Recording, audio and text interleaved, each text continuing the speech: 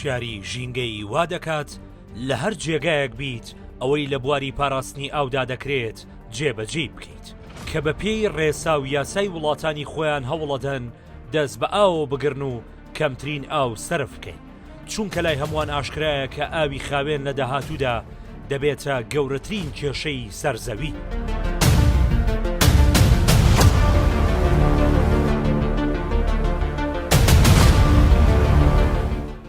ئەگەر لای بێ هەموو بیناکان و ژمارەی ئەو کونانەی لەم گۆی زەویە لەم ناوچەیە کراوە بۆ وەرگرتن سوود وەرگرتن لە ئاوی ژێرزەوی زۆرتر سەماک.